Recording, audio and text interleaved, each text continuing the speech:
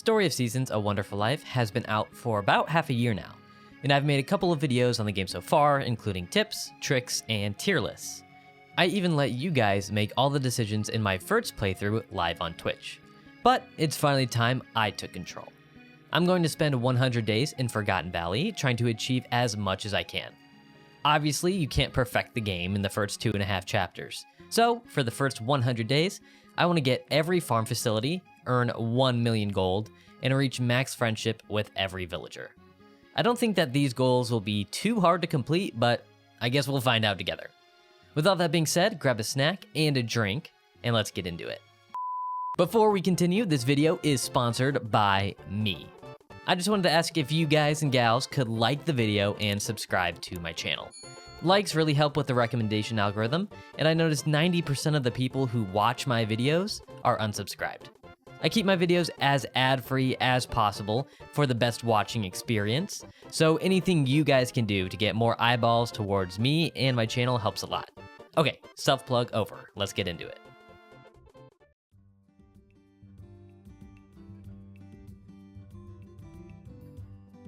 Our journey begins on what I like to call Day 0, as we see our farm mentor, Takakura, looking out into the ocean. I create my character and name him Jack after yours truly, then take my first steps into Forgotten Valley. Takakura shows off our new farmland, and the RNG gods select the pointy-eared dog, who I name Poncho. I'm introduced to my first barn animal, a female cow, and I name her Poppy, continuing the theme of naming animals starting with the letter P. Fowl Farm will be the name of my new empire, and Takakura shows me around town. I say hello to Rock, Lou, and Tay at the inn, Nina and Gary, Chris, Hugh, and Sully, and Gavin and Molly live down by the cafe. Romana, Lumina, and Sebastian can be found near the villa. After that, I'm introduced to eligible bachelors Gustafa and Gordy. The farm I have to compete with is run by Matthew, Cecilia, and Vesta. Before the end of the day, I say hello to my new Harvest Sprite friends, Jack, Ace, and Hart. There are plenty of more characters in this valley, but we'll meet them all in due time.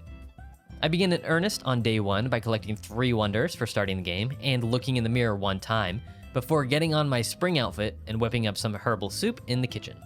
I milk Poppy for the first time, then take the newly acquired milk inside to make some milky soup.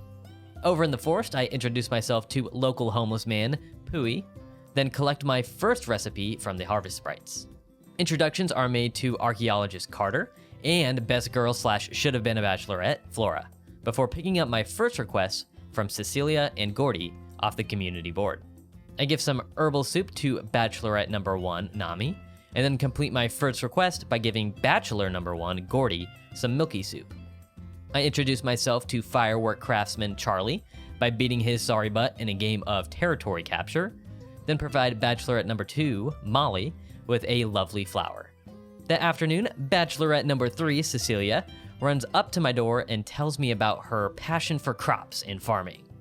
I spend some time down at the dig site, getting some gifts, and utilize my remaining sunlight hours to till the fields. I plant and water some tomatoes, and to finish off the day, I give mad scientist Daryl a coin, and then provide old man Gary some soup, before hitting the sack and ending day 1. You'll be seeing a lot of this in the next 100 days. I'm watering crops and taking care of animals, before introducing myself to bachelor number 2, Matthew, with some herbal soup in hand. Auntie Romana gets herself a flower, then I dig up the first of many stone tablets down at the dig site.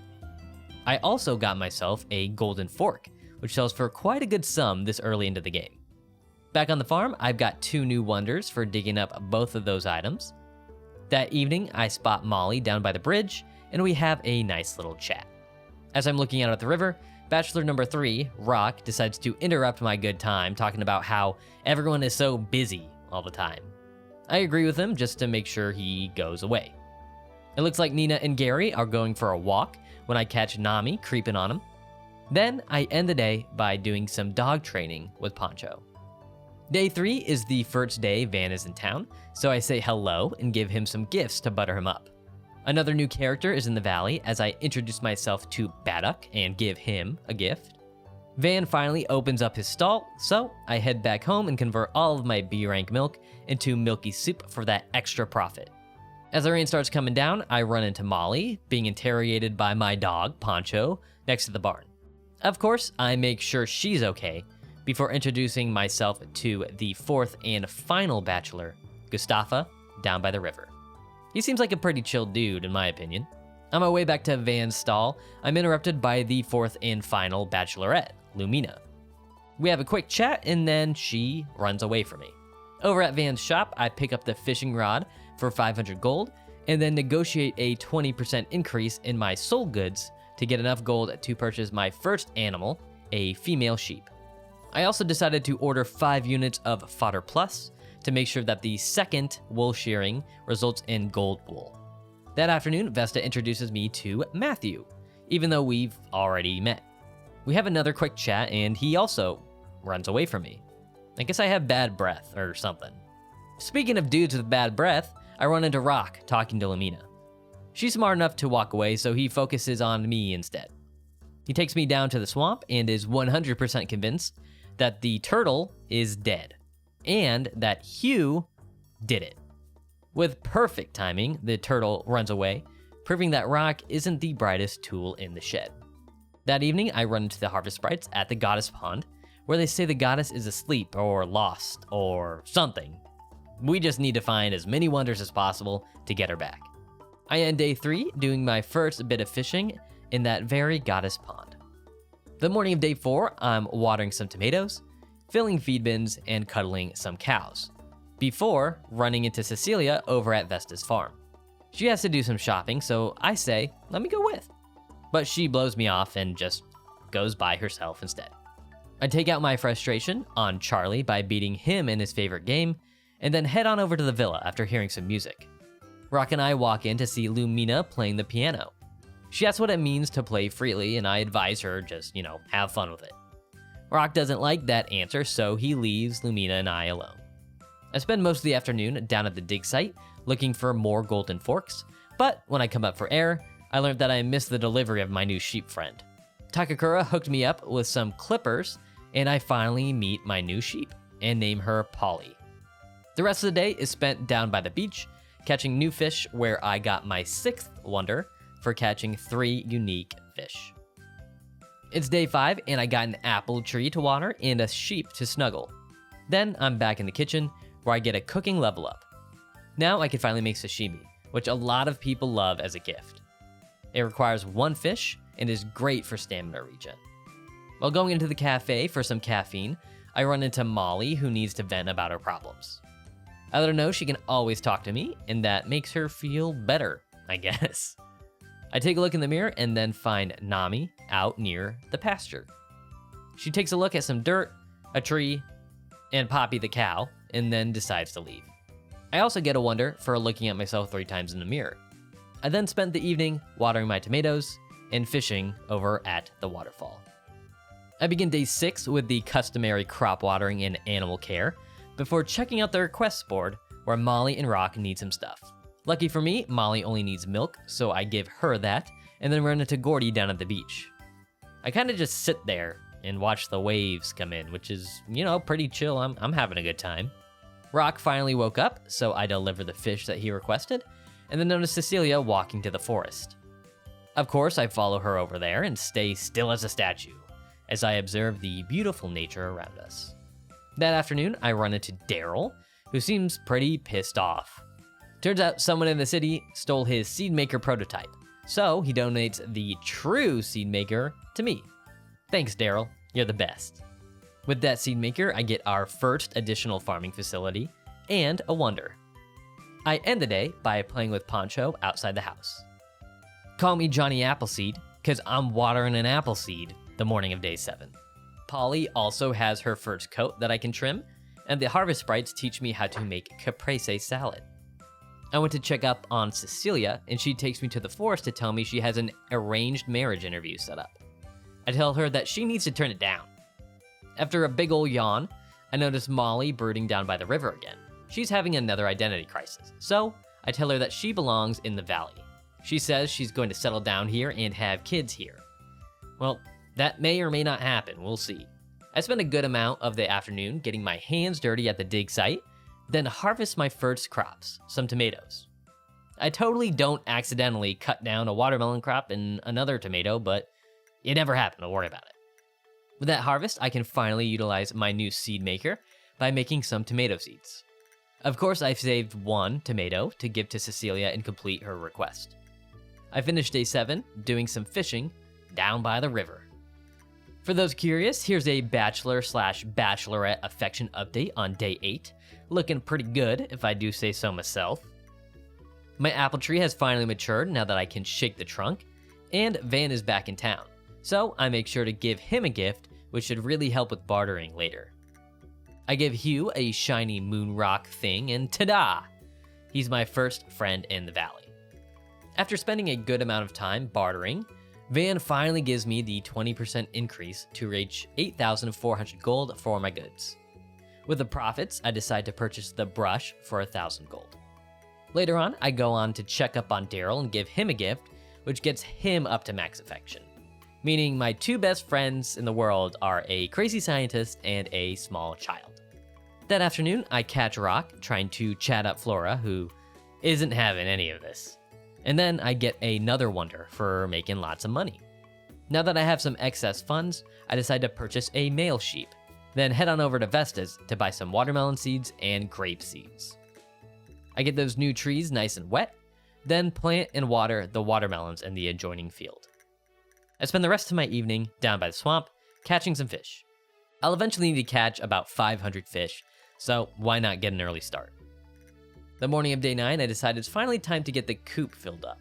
So I order a female chicken and some chicken feed.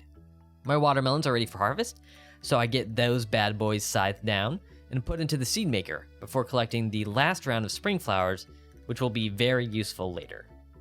That afternoon is spent down in the dig site looking for more gifts and valuable artifacts until my sheep is delivered. Since this is a boy sheep, Paul seemed like a perfect name for him. With Paul's addition, I get another wonder for obtaining 3 animals. 10 down, 78 to go. The rain started coming down in the afternoon, so I put on my raincoat, took a look in the mirror, and got another wonder. I guess I'm a vain man. I stumbled upon a funny interaction between Gary and Pui, and then ran into Nami at the cafe. She asked what I wanted, and of course I wanted to sit next to her. I told her all about why I'm in Forgotten Valley, so she obviously walked out and left me with the bill. I'm a nice guy, so I pay it, but I'm broke and tired, so it's off to bed for today. Day 10 and the final day of spring begins by doing my farm chores, including watering crops, cuddling my new friend Paul, and chopping some grass. I make sure to collect all the mugworts around town for herbal soup, and then placed an order with Takakura for only 2 units of fodder. You'll find out why I did this tomorrow. That afternoon, Takakura arrived back from the town with my new chicken friend, who I named Pam. With our coop getting started, I get another wonder, and then it's back to the fields where I till some land and plant some watermelons. After all that work, I find Rock just freeloading on my property.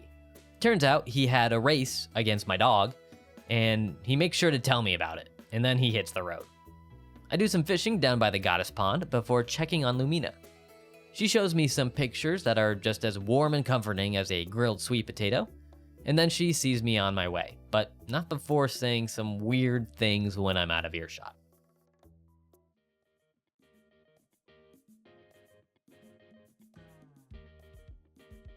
I begin day 11 and the first day of summer in the Harvest Sprite's hut.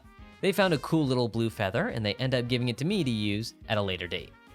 A new season means a new fit, so I throw on a fresh change of clothes and get to watering crops. Then it decides to rain, so back to the closet I go. I make sure Paul gets his special food, then hit up the Harvest Sprites for another recipe.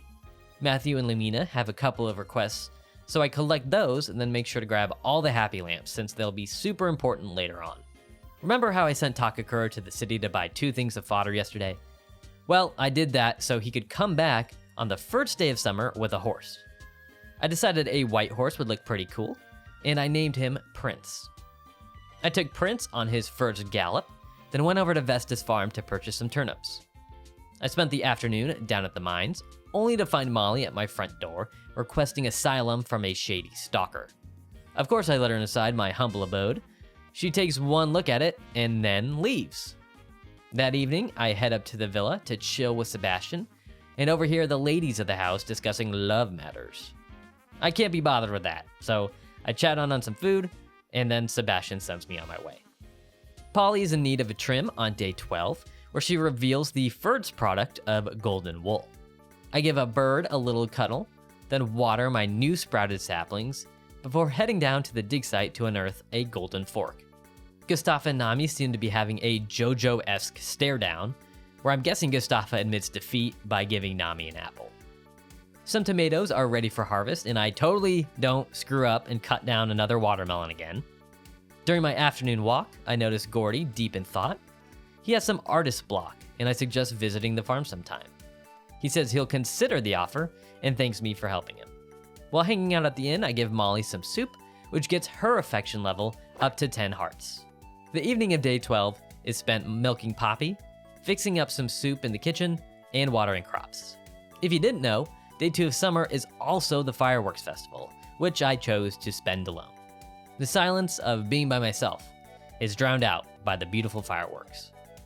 After that late night firework display, Tay and Lou are at my door the morning of day 13. Apparently, Nami has run off, and they need some help looking for her. Of course, I go above and beyond and get out searching for Nami with them, only for Nami to show up out of the blue. She intended to leave for good, but I guess Lou's cooking is just too good to give up. After doing my daily farm chores, I found Gordy putzing outside the front of the farm.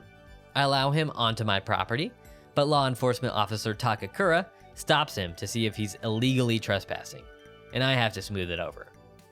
After settling that, Gordy watches me play in the dirt, and then inspects the dirt I played in.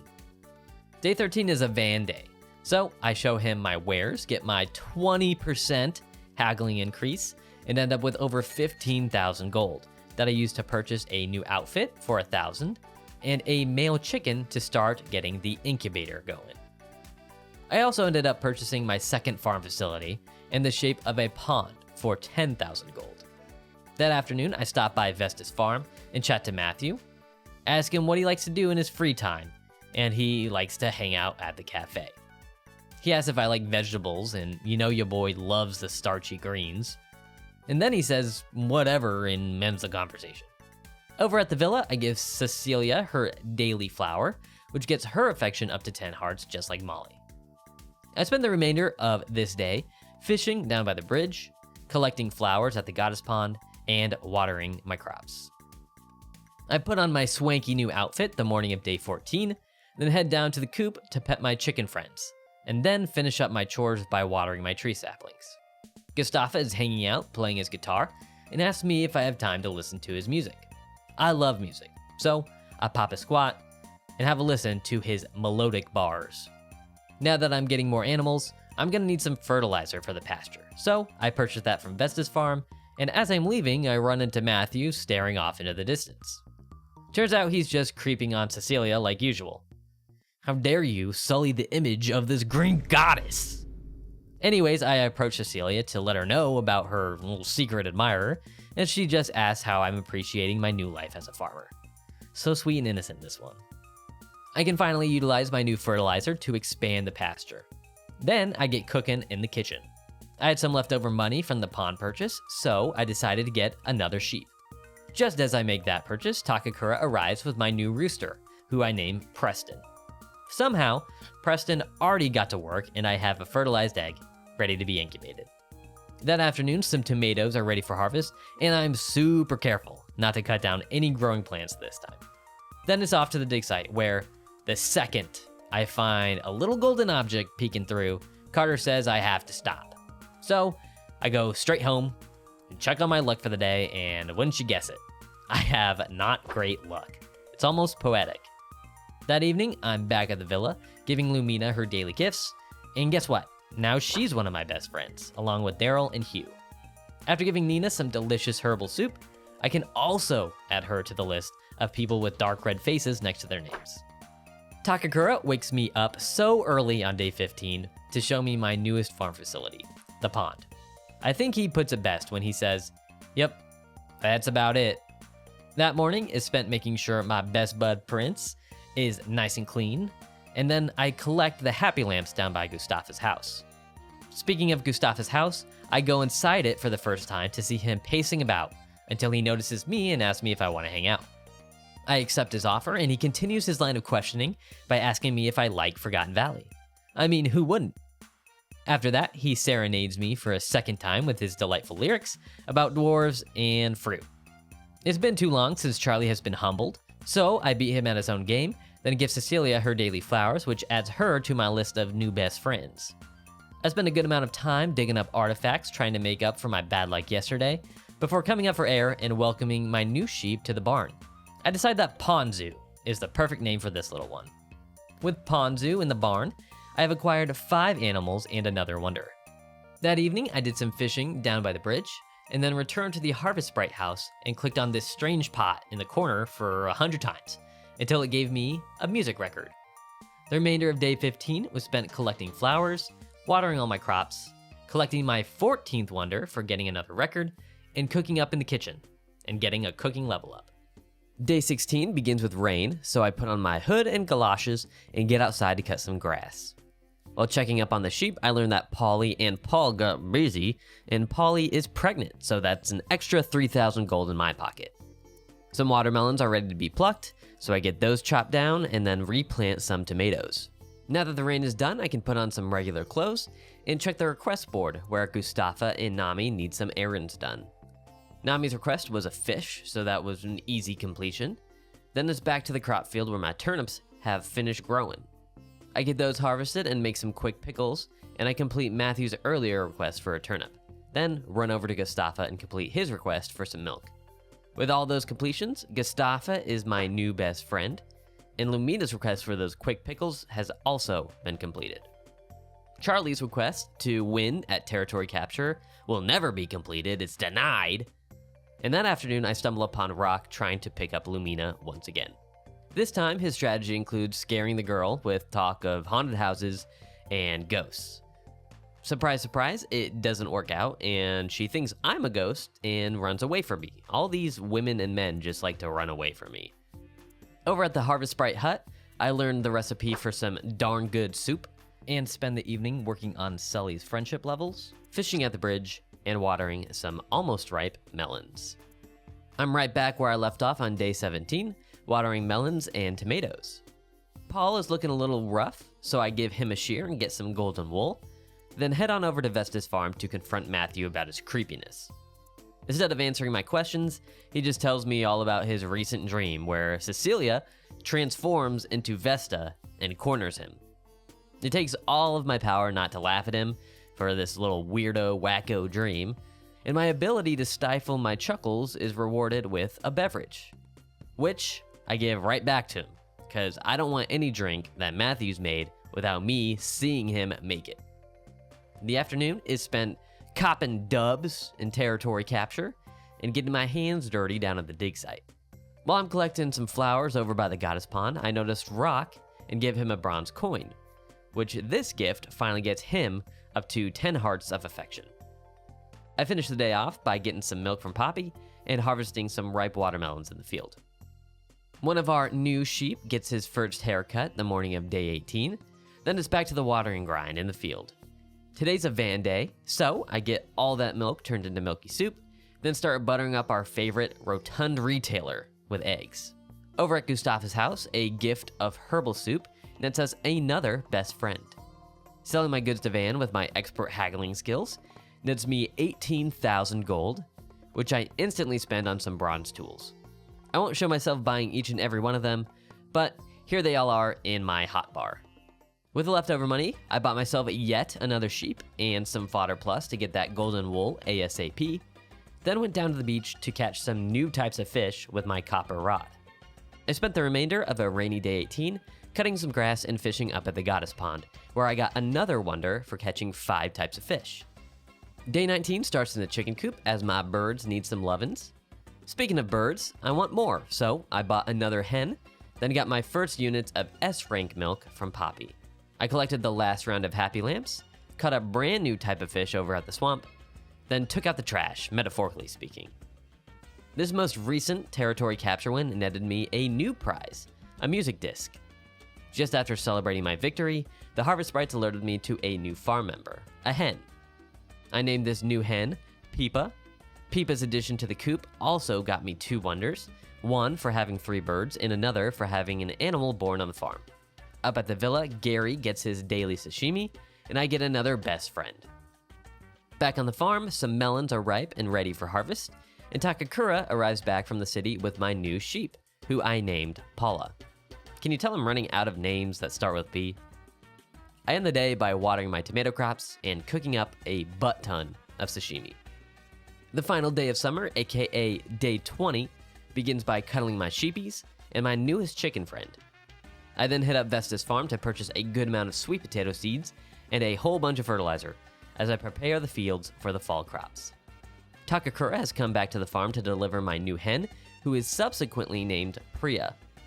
My last crop of turnips are ready for harvest, then it's over to the seed maker to collect my melon seeds and then repopulate it with the newly picked turnips.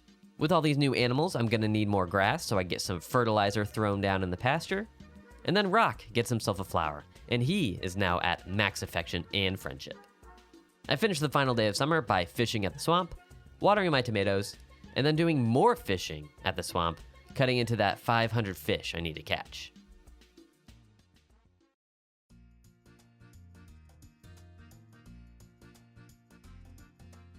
I begin my first foray into fall on day 21 by picking up some forageables and planting a bunch of fall crops. Poppy needs a nice washing before I double back to the fields and water the crops I just planted. After doing all my farm chores, Matthew and Cecilia decide to have a domestic on my property. For one reason or another, Matthew's being a little soy boy, Cecilia's mad about him being a little soy boy, but it all gets resolved.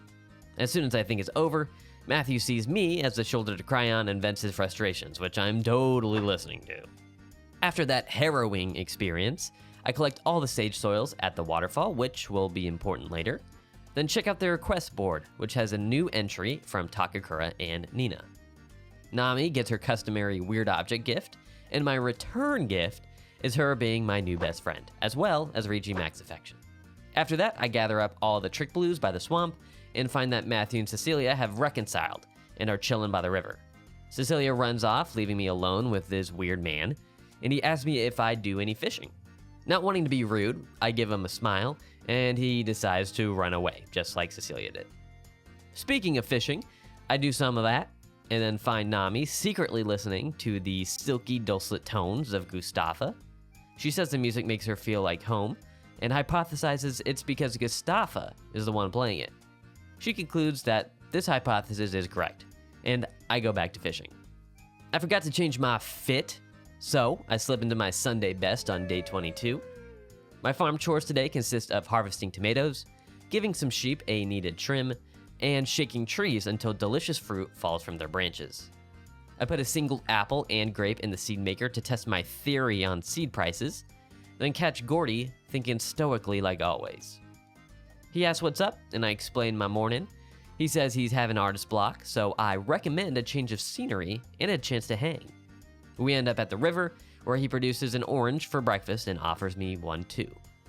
After my delicious orange breakfast, I catch Nina and the swamp turtle lining up for a race. Old Lady Nina goes Sonic mode and leaves the swamp turtle in her dust and proclaims herself the victor. As I'm walking out my front door, 𝗏𝗏𝗏 saunters up to my house and tells me to follow him. We take the pathway up towards the waterfall, and he sings me another song. Another great listening party is capped off with a gift of a flower. On my way to go fish, I run into Rock, who's enjoying a nice rest along the riverbed. He says some typical Rock mumbo jumbo, and I agree with him because he's a sensitive little guy. All he needed was me to stroke his ego, and he's off on another Rock adventure. The rest of the day is spent training Poncho, getting some milk out of Poppy, and watering my crops for the evening. I begin day 23 rubbing my face on some feathers and rubbing some bristles on some sheep. My grape and apple have been turned into seeds, and I can confirm that you can make more money, at least from the first generation of trees, by turning the fruit into seeds. So I huck a whole bunch of apples and grapes into the seed maker, then continue training Poncho. Van is here today, so I give him some freebies, of course, then find Gordy passed out in front of his house. I race over to check on him, take him inside, and he asks me to stay a while and of course I accept. I'm a nice man who's worried about his friend. I can't forget to pick up all the trick blues before heading over to Van's stall to sell him all my produce for the negotiated price of 27,000 gold. With that influx of cash, I can purchase the new autumn outfit he has for sale, and I haven't gifted anything to Flora in a while, so I rectify that mistake and then start collecting the falling fruits from my orchard. After some fishing down at the beach, I catch a new type of fish, a red sea bream. That nets me another wonder for catching 7 types of fish. This evening is spent watering crops and starting to work on my friendship levels with Cole before hitting the sack.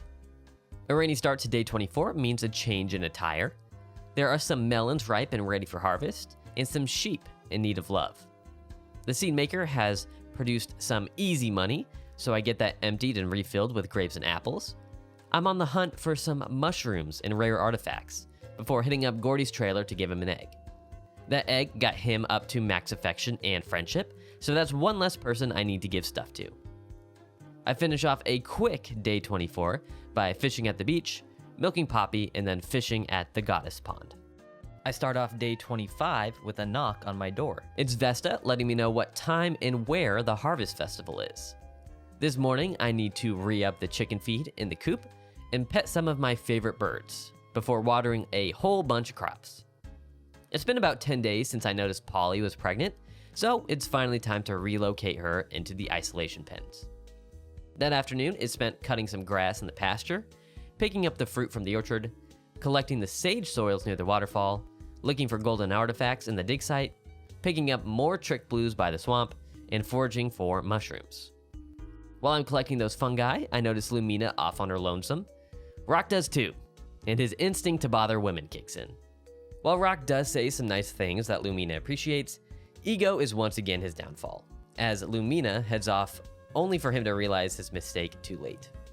That afternoon, it's off to the town square for the harvest festival. I put a fresh, juicy tomato into the stew, and there's more than enough servings for everyone in town to enjoy, even Van. After the festival, I give Matthew the last bit of sashimi he needs to reach max affection, and now I just need to work on that friendship. With what's left of the day, I water my sweet potato crops and do some fishing down at the swamp. I have a new chick born in the coop on day 26. This one's a boy, who will most likely be sold off later, so I named him Pesos. While Pesos won't have too much monetary value, he does earn me my 19th wonder for obtaining 5 birds. Of course, all my other animals need some love, so the sheep get cuddles before I clean out the seed maker and pick up some grapes and apples from the orchard.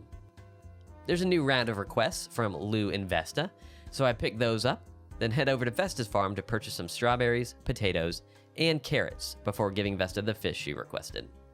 I spend my afternoon at the dig site and fishing by the swamp, and then I finish off my requests by giving an egg to Lou. As the sun sets on day 26, I end the day by milking Poppy for that delicious S-rank milk. Some of our sheep are in need of a haircut on day 27, and my legion of sweet potatoes is finally ready for harvest. I have 0 luck finding golden forks in the dig site today, so it's over to the kitchen to make some earthy sweet potato soup, which is quickly given over to Nina. I got some fish to catch before fulfilling Takakura's request for 1 sweet potato. Then it's off to prepare the fields for another seed planting session.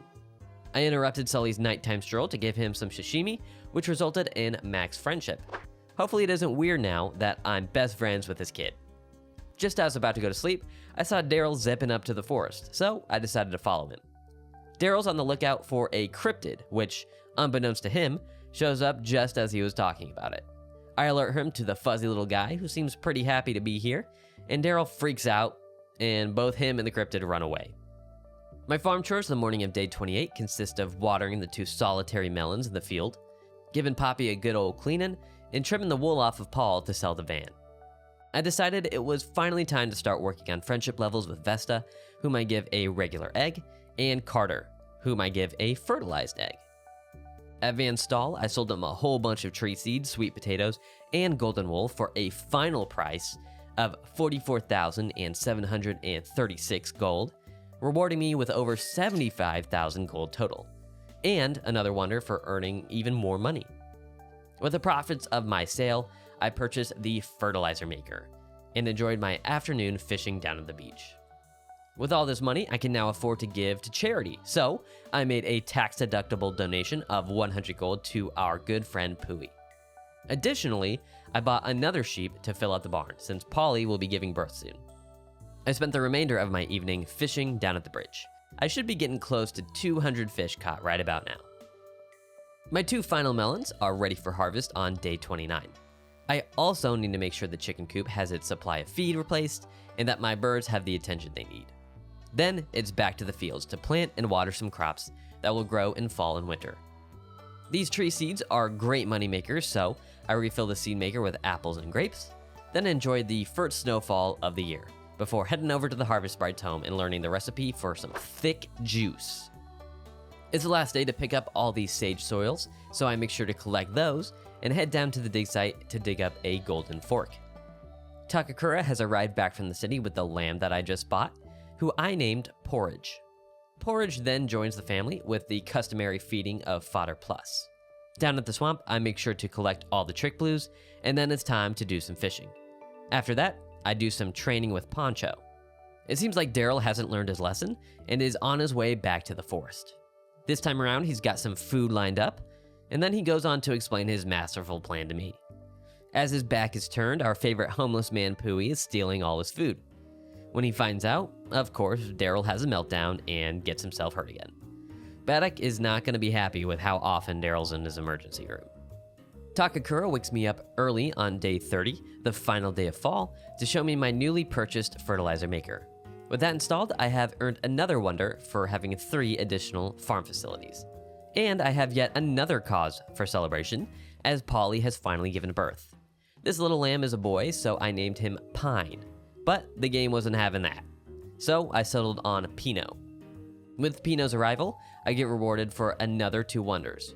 One for filling out the barn with 8 animals, and another for having 3 animals born on my property. In all that excitement, I forgot to water my crops, so I get that done, then purchase 5 units of fodder plus for my brand new lamb. Now it's time for my first use of the fertilizer maker. Remember how I said earlier that collecting all these flowers would be important? Well, now's the time you find out why. After you've befriended everyone and flowers serve no purpose as a gift, you can utilize them for fertilizer. Just put in 1 flower and you get 5 units of fertilizer back. So I take all the fertilizer I just made and spread it around the pasture so there's plenty of room for it to spread. Since it's the last day of fall, I made sure to collect all the forageables I could and then started working on my friendship levels with 𝗏𝗏𝗏 by giving him some milk. I ended day 30 by doing some fishing down by the bridge and then some milking down by Poppy's udders.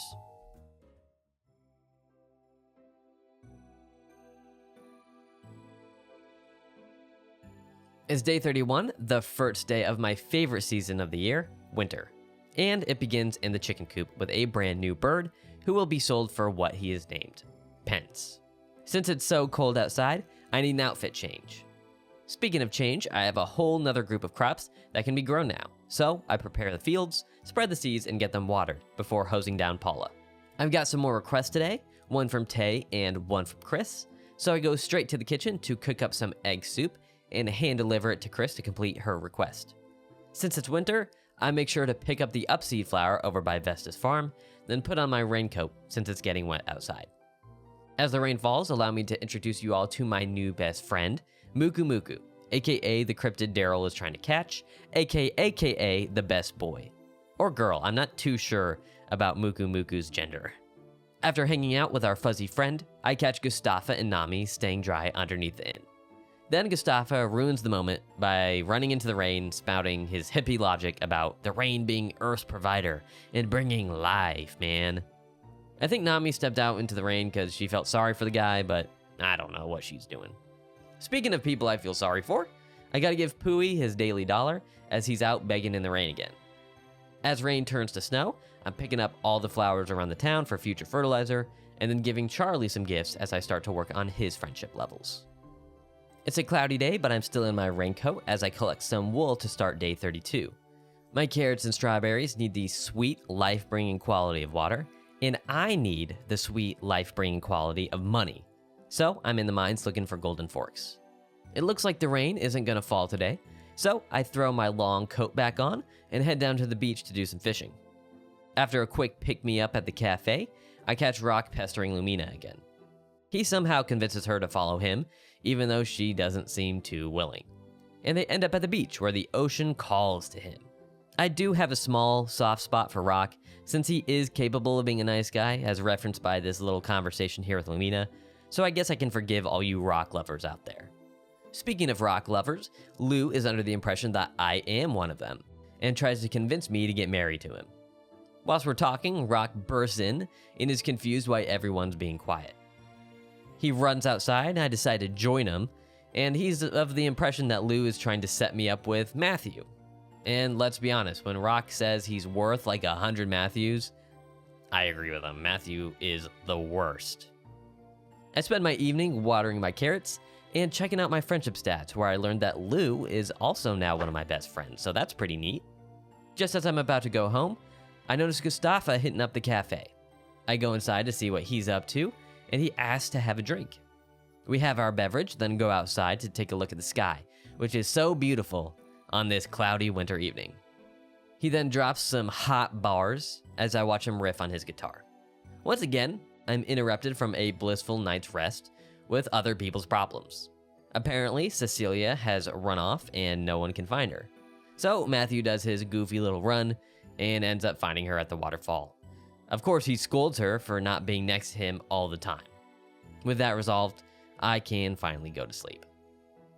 I haven't checked on Prince in a while, so that's how I start day 33. Then it's off to do my other farm chores, including watering crops and filling up the coop with feed.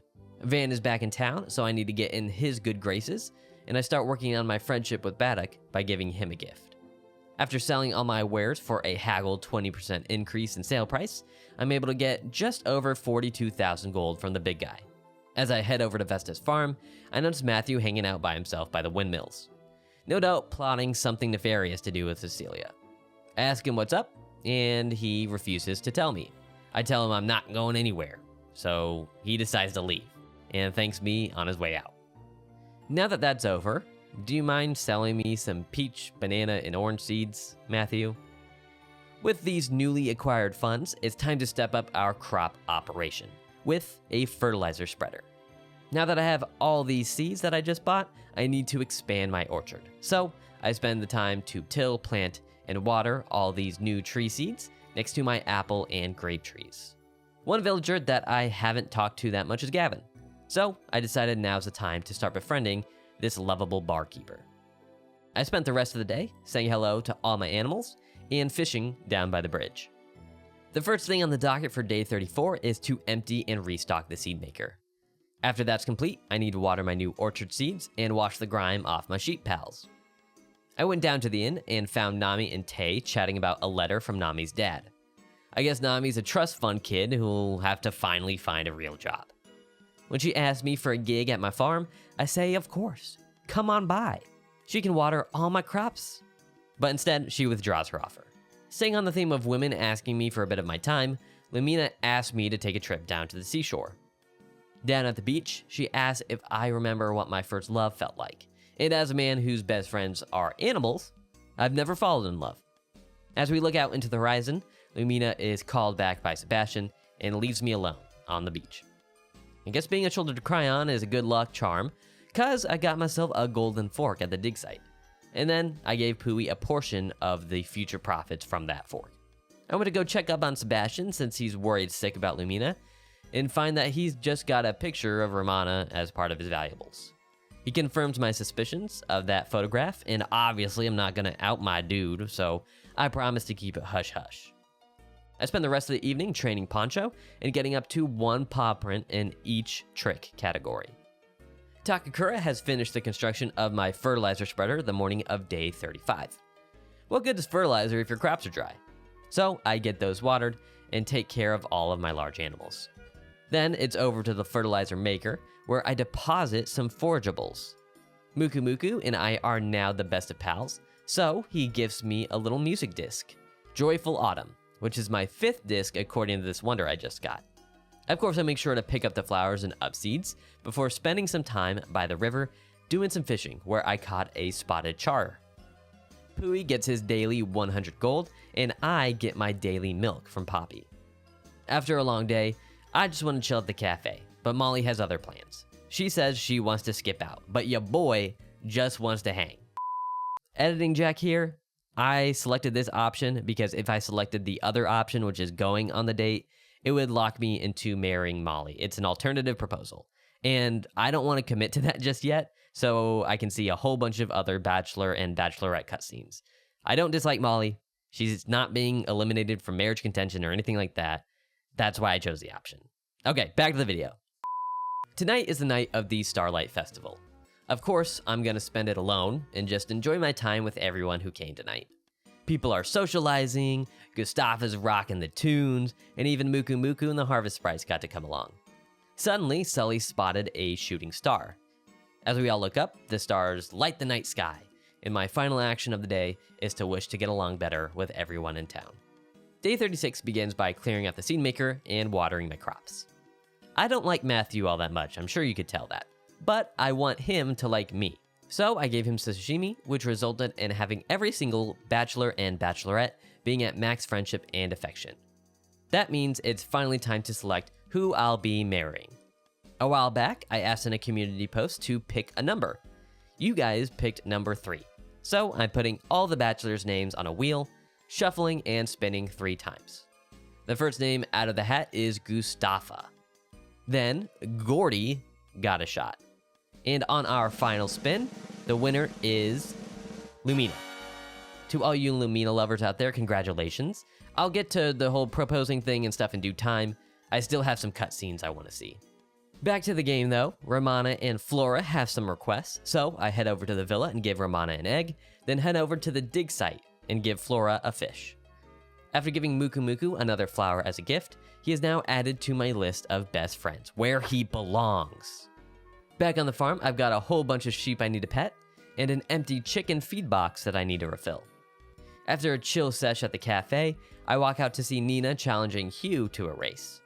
Obviously, this little kid should dust her, but Nina has the magic power of the Harvest Sprites, and they teleport her to the finish line as the winner. The rest of my day is spent chipping away at the 500 fish I need and collecting some milk from Poppy. The Harvest Sprites got me up early to name another chick on day 37. This one is another boy, so Pennies is the perfect name for him. The one good thing Pennies provides is my 26th wonder. I sprint over to Vesta's farm to find Cecilia in a heated argument with Vesta and Matthew about her arranged marriage. I say, you know what? I didn't see anything. I didn't hear anything. But Cecilia makes it known that she isn't sure if the guy's right for her. But I'm a farmer, and I need to be back on the farm. So I'm watering my crops and then getting some golden wool for my fluffy boys. It's raining in winter, so that's fun. I seek shelter at the dig site and dig up a golden fork, then pick up another upseed, before running into the inn for a hot meal. Lou asks if I do much cooking around the house. And you know, yeah boys, cooking mama. He's a master chef. So she hooks me up with some hot spices. I spend the entire rest of the day fishing all the way up until 2 a.m., waiting for this redheaded little minx trying to get this cutscene. It's day 38 and the rain has subsided, so off comes my raincoat and back into the chicken coop I go. My strawberries are ready for harvest, so I get those chopped down, and I give one to Tay to complete his request. I also give Cole a coin, and then head on over to Van's stall to make some cash. Today was a pretty good day, as I managed to get close to 42,000 gold haggling with Van. Unfortunately, there's nothing to buy except for this music disc, which, I mean, objectively is way too much money for a music disc. So instead, I gave some of my profits to Pooey down at the beach, which got me to be best friend status with him. That evening was spent cutting down some grass in the pasture, fishing at the beach, and hanging out with everyone's favorite imbecile, Rock. Another rainy day on day 39 means a raincoat and no crop watering. So I start the day by petting some sheep and picking up a very important flower. Then it's down to the dig site to look for some more golden objects, before taking Charlie to the cleaners once again. I went to go check up on our good friend Daryl, and he's cooked up yet another invention. This time he's trying to utilize lightning to create power for the village. It goes as well as you expect it would. Down at the beach, Nami is going through it, ladies and gentlemen. She thanks me for everything I've done, and of course I thank her for everything she's done for me. And she leaves. Editing Jack back again. Much like the Molly date cutscene, if I picked the other option, it would have locked me into a relationship with Nami. That's another alternative proposal. And I have one more cutscene I want to see. All right, bye. I look super tired by the end of the day, so the only cure for that is, of course, more physical labor. So I'm finishing the day by cutting some grass. The final day of year 1, day 40, begins with Vesta and Takakura at my front door. Cecilia's gone missing, so I decide to run off and look for her.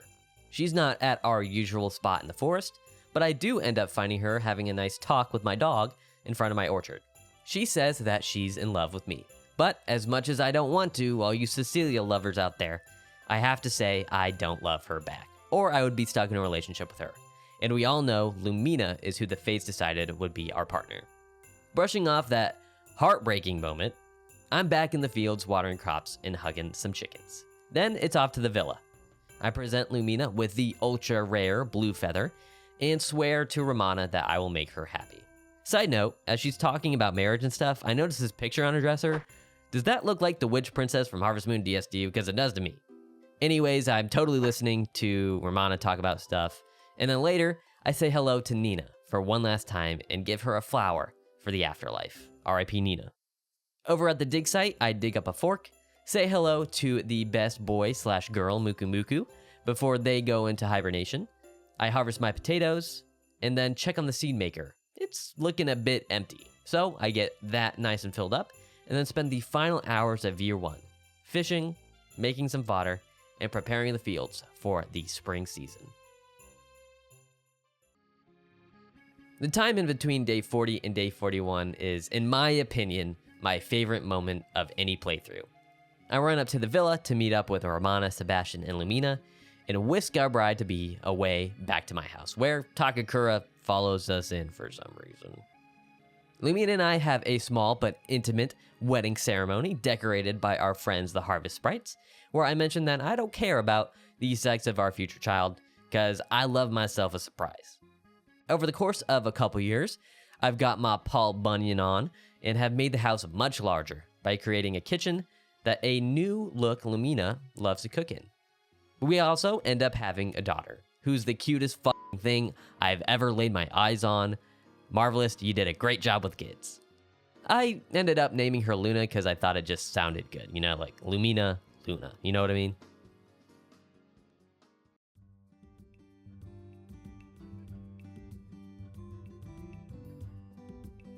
We start year 2 and day 41 in earnest, as I have a new chick to name. This one's a hen, so it actually has value, so I named it Penelope. Along with future egg profits, Penelope also brings me 2 wonders. One for reaching chapter 2, and another for having a full coop. Now it's time to get down to business. I fill up the fertilizer machine and get a whole bunch of crops planted and watered. Apparently, Poppy hasn't been milked in years, so I get that done and then revisit the fertilizer maker. Speaking of fertilizer, the spring flowers are back, so I make sure to collect those. And of course, the dig site has been expanded for chapter 2, so I get down there and collect my first new artifact, a cool looking horse. Back at home, I test out the brand new facilities. Turns out, using the bathroom gets you a stamina boost. Over at the barn, the Harvest Sprites ask if Poppy is a wonderful. But nope, she's just a cow. And off they go to find a wonderful. I have a hankering for some ink black pasta, so I cook that up before running into Molly down at the bridge. I guess she had a boyfriend in the city who's too timing. This guy sounds like a real tool, and Molly thanks me for being a shoulder to cry on. A new year means new requests, and Charlie, Sully, a new villager named Garrett, and Chris have wasted no time getting on that board. I introduce myself to Garrett's wife, San, and start working on my friendship levels with her by giving her a flower. Then it's time for the New Year's festival up at our surrogate in-laws villa. Lumina plays the piano, which everyone loves, and Romana helps herself to the pasta that I made, so I hope it's to her taste. That evening, I run into Takakura, who has discovered a sentient plant in his house. I'm a big fan of this little guy. He goes by the name Vinny. Hey, Vinny, forget about it. Okay, wait, I'll stop. I won't do that again, I promise. I end the day by spending some quality time with Luna. With all the festivities out of the way, day 42 begins in the fields watering crops, then getting some lovely golden wool. I also spent some time chatting to Vinny to get his friendship all the way up to max. There's 2 things you need to know about Vinny. 1, his friendship can actually decay, but all you need to do is talk to him to get his friendship back up. And number 2, he can combine all the crops and trees I currently have access to make S-rank versions and new hybrid crops. With that in mind, I've chopped down some trees from the orchard and start mixing up some seeds. Utilizing Vinny, I make some 2nd generation hybrids like a 𝗏𝗏𝗏𝗏 and a 𝐷𝐷𝐷𝐷𝐷. And remember those trick blues that I was collecting? I can use those combined with something like a watermelon seed to make a water blue seed. So I made a whole bunch of these blue version crops, but that's really all they are. They're just blue strawberries and watermelons, all this stuff. So there's no need to show you all the Vinny animations of me making those, but here they are. I can confirm that I've made at least 10 hybrid crops since I got a wonder for it. And I also utilized those sage soils that I picked up in the fall so that I can plant these hybrid crops in the poor quality field where they would usually just go to die. With all the hybridizing out of the way, I can get back into the mines where I dig up a new golden object, a hair comb, and then another new item, a silver coin. After some more digging, I even discovered the tablet for this chapter. One interesting they added in the remake is that Carter actually informed me that the tablet that I found last year was deciphered and had the words circle, triangle, and square on it. Maybe that's a little Easter egg to like the PlayStation buttons. I don't know.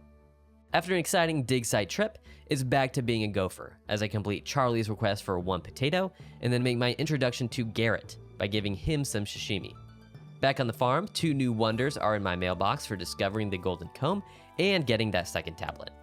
As the sun starts to set, I see Daryl humming his way up to the forest yet again, prompting me to follow him. He's back at it, trying to trap 𝗵𝗵𝗵𝗵 with fish and fruit this time around. Much like last time, he keeps talking as 𝗵𝗵𝗵𝗵 stirs from hibernation to collect some food.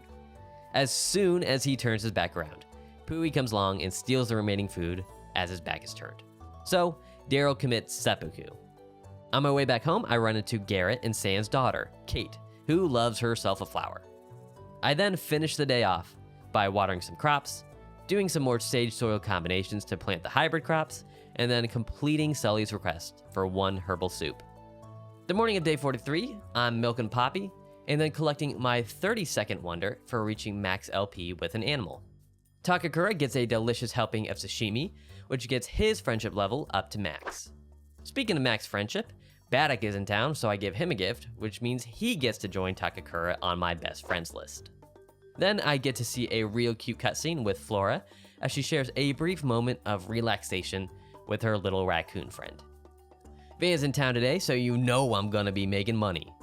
Just under 43,000 gold for this trip, but Van has a bunch of new objects in stock, including a new outfit which I purchase, a toy car for Luna, a new interior palette, and of course I also buy the blocks and the ball. Along with these items, silver tools are now available, so I purchased the fishing rod, watering can, hoe, and sickle. Back at home, I populate Luna's toy box with my recent purchases, and then get my new rug out for everyone to see. I make some time for some Luna throwing, and then head out to the field to test out my new watering can. I finish off the day by giving Sebastian an egg, which adds him to the best friends club. Luna seems to be enjoying her brand new car with Takakura the morning of day 44. While Takakura babysits, I can get into the field and water crops and take care of the birds. Vesta has no concept of personal space, so I give her some soup to back off, and I guess that's all it took for her to be my new best friend.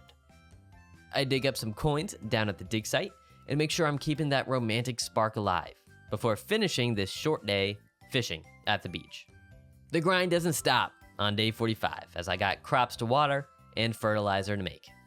Milking Poppy for the billionth time, it seems, nets me 10 hearts with her, which is pretty sweet.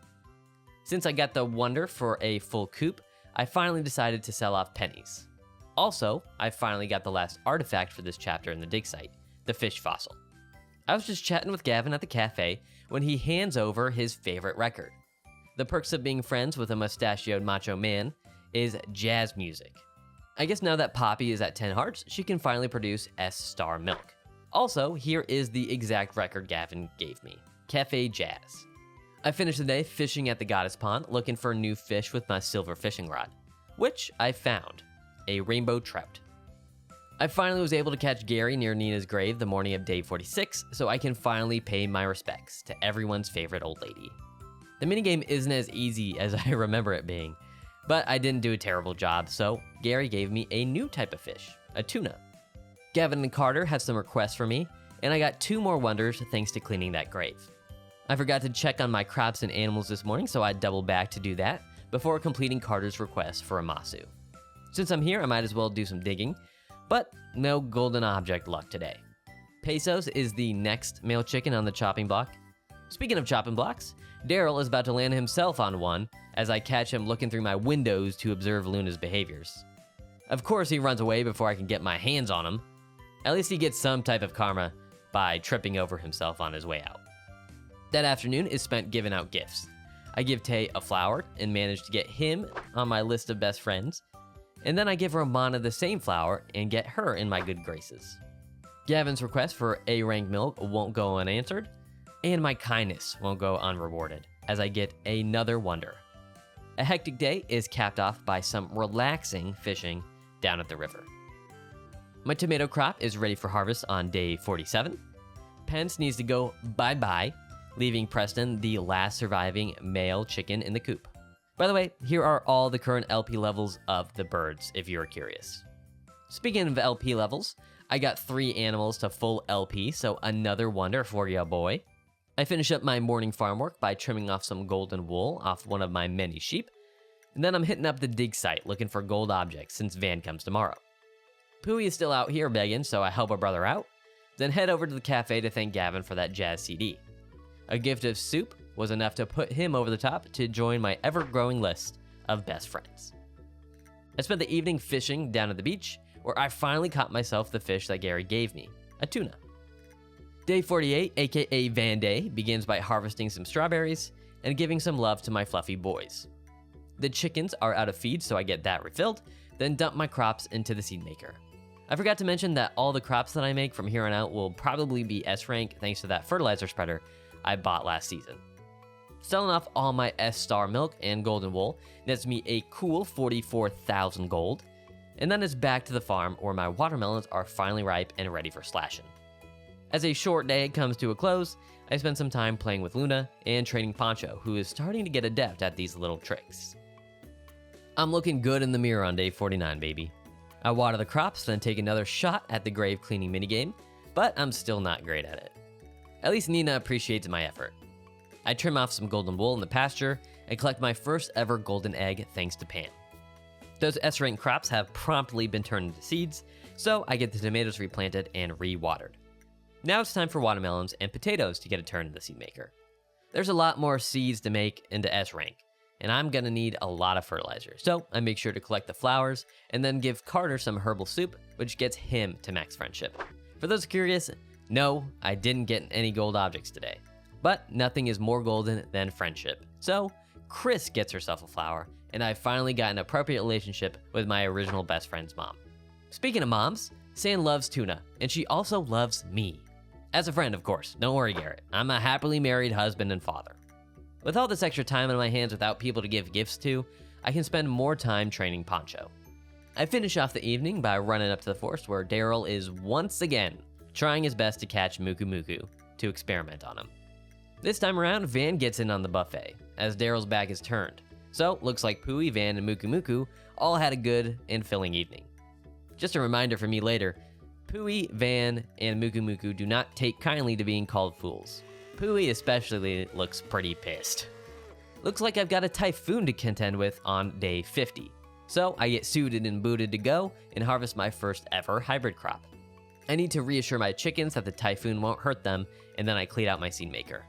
I have no clue why Flora is outside and in a tank top during a typhoon, but I give her some milk anyways, and add her to my list of friends. Typhoons must be good luck, because I got myself a golden comb today, baby. Chris was feeling generous after all those gifts I gave her, and gave me a new music disc as thanks. One person who won't be thanking me is Charlie, after taking him for all he's worth in territory capture. That evening, I toss Luna around in the rain and harvest another hybrid crop. Thanks to the disc Chris gave me, I get my 37th wonder for having 7 records, and it's been a while, but I can finally complete Garrett's request for pickled veggies now that I have these 2 hybrid crops. So I get that fixed up in the kitchen, then head over to Vinny to combine the melon and tomato to make a melatoma. I then combine a strawberry and tomato to make a berrytoma, which instantly get planted. I complete Garrett's request for the pickled veggies, so he takes me back to his house and offers to deliver an alarm clock to my bedside table. I get that clock turned on, and now I'll be waking up at 5 a.m. for the future days.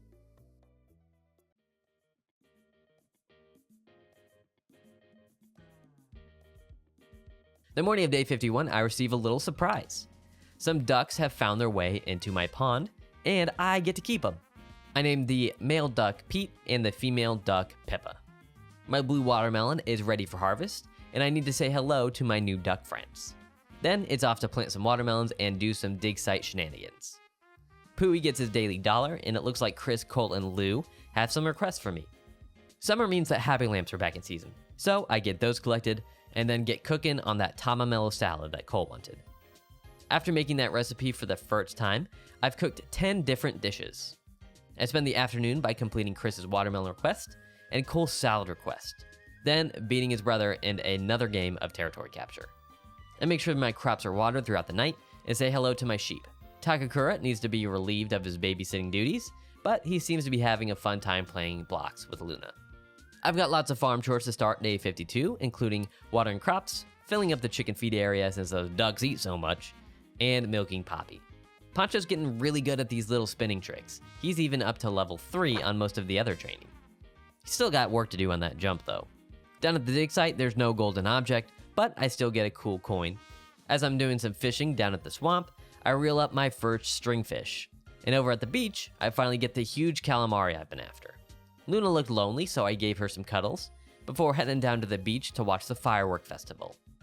Luna was really enjoying the festivities since she was going psycho mode, running around and shit. My blue tomato is finally ready to be scythed down on day 53, and I also got another chicken to name. Another boy means another silly name, so I went for Port. His name doesn't matter since I sold him instantly anyways. Poppy will never be sold, especially since she gives some pretty lucrative milk. Kate could probably use some milk as a growing child, but I gave her a flower instead. Now I have 2 small children as my best friends. It's not weird at all, I promise. While I was waiting for Van, I got some dog training in. Then I was able to sell off a whole bunch of golden produce and artifacts for a solid 47,000 gold.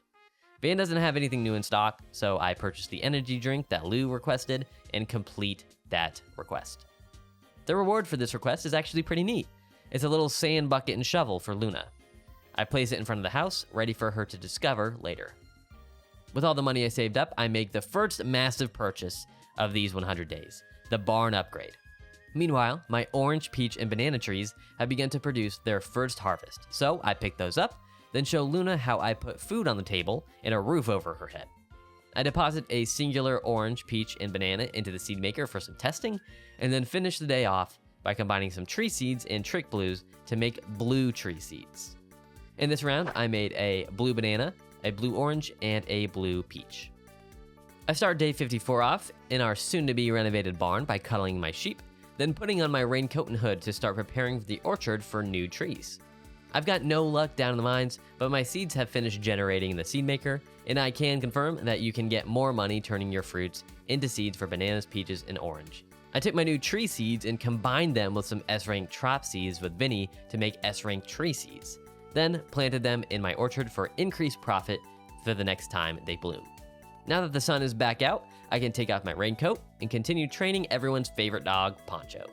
Knowing what I know now, I deposit all of my bananas into the seed maker, then visit Baddock, where I collapse from exhaustion. Baddock, being the good friend he is, picks me up, dusts me off, so that I can finish the day fishing down by the bridge. My expanded barn has been finished on day 55. I now have 2 incubation spaces and can house up to 16 animals. I'm also rewarded with another wonder for getting 5 additional farm facilities. Now it's time to get down to business. I feed the chickens and harvest some tomatoes before gifting Cole a flower and gaining another new friend. These happy lamps need to be collected, and I have to make sure I stay on top of mining. Then it's time for more hybridizing. as I enhance my blue tree seeds into S rank and get those planted in the orchard. Hui still needs some money, and then I start down the road of getting hybrid tree crops by combining an apple and an orange to make an apple.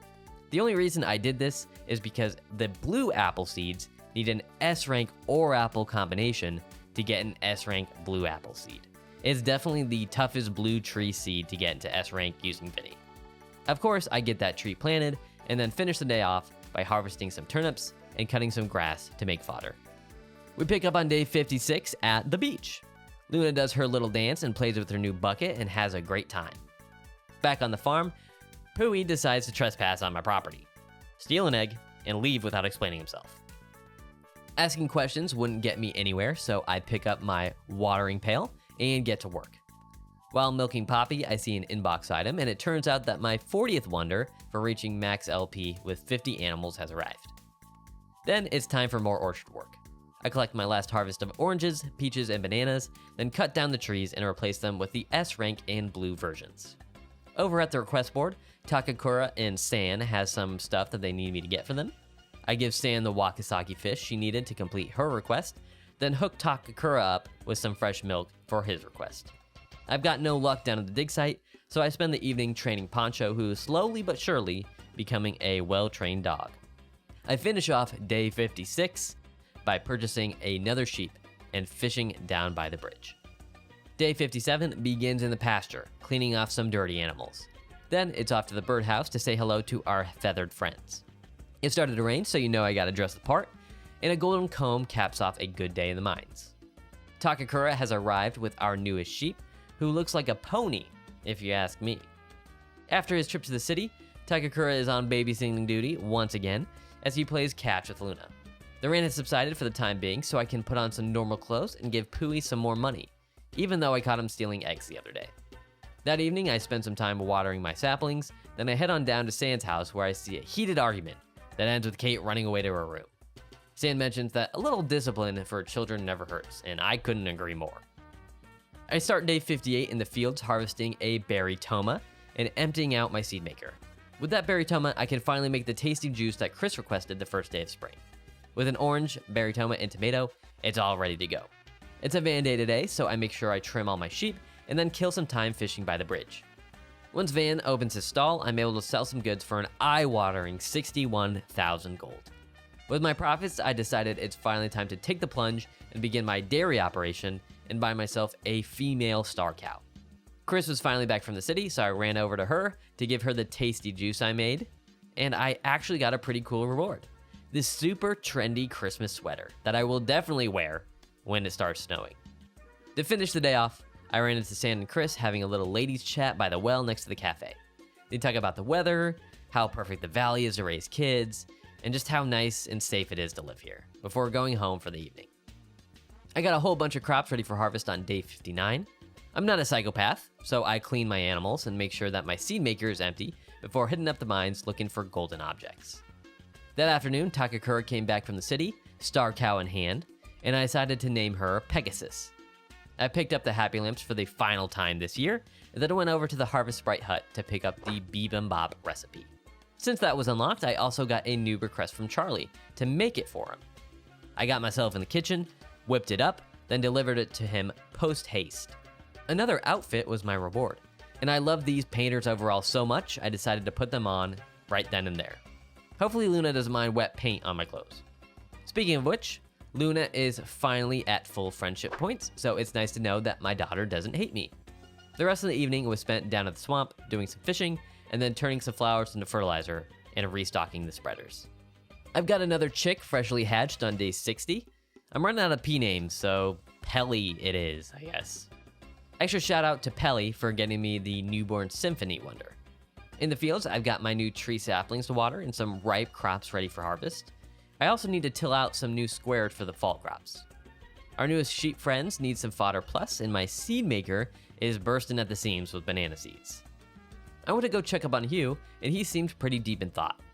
He's adamant that he totally doesn't like Kate at all, but I see right through you, Hugh. He doesn't like that I know him so well as his oldest friend. I learned the sushi recipe from the Harvest Sprite today, so I decided to give cooking that a spin.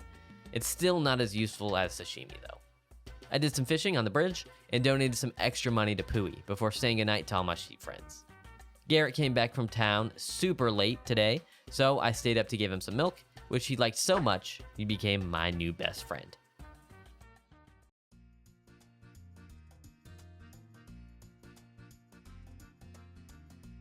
Day 61, the first day of fall in year 2, begins by planting a whole bunch of seeds in the field.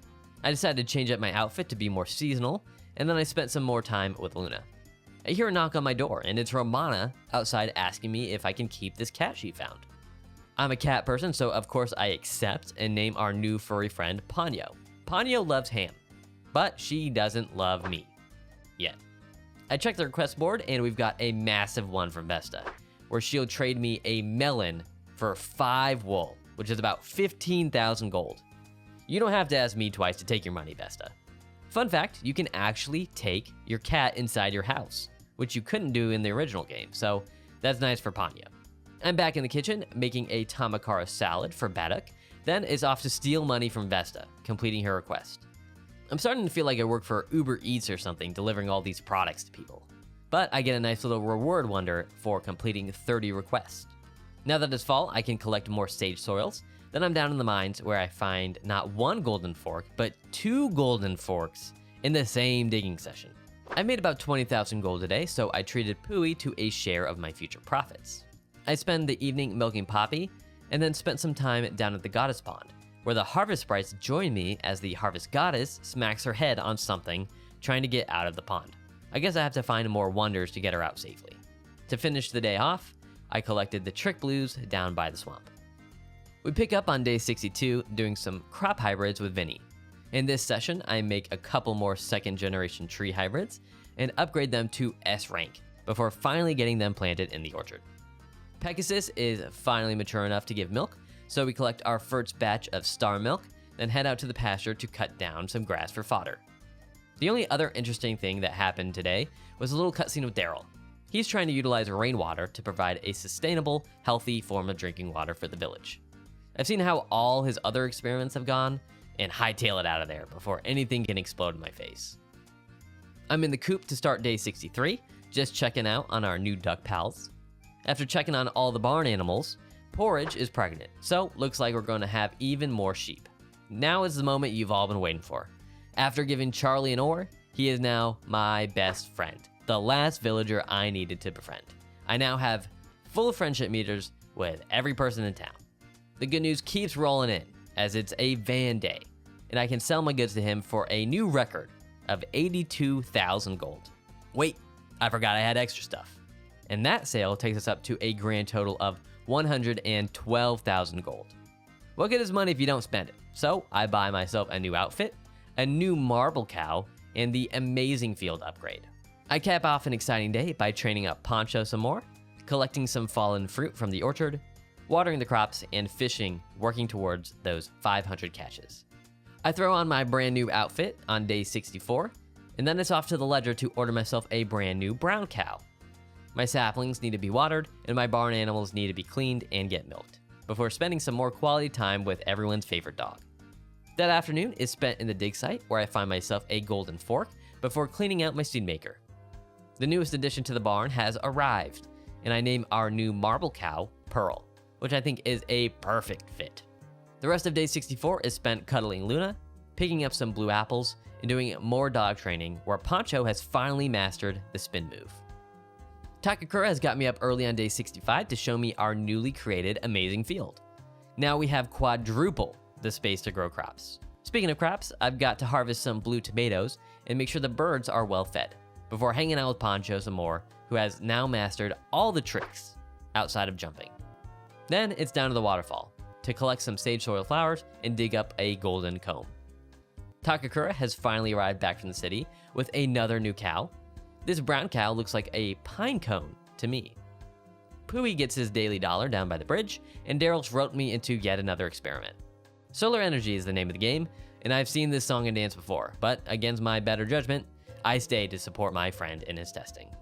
Of course, everything that can go wrong does go wrong with Daryl, and he blows his power source. I capped the day off by doing some fishing at the swamp and some crop harvesting, before doing my fatherly duties by giving Luna a bath. I guess the far room is the one with the bathtub in it, and so while Lumina is hard at work in the kitchen, I get Luna all squeaky clean and ready for bed. I start day 66 in the orchard collecting the final crop of fruit for this fall season. Then I'm loving on my barn animals in the pasture.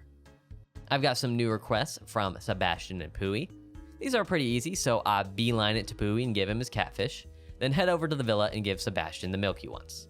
I've got some space in the regular field, so I get some crops planted, and then it's over to Vinny to do some tree fruit hybridizing.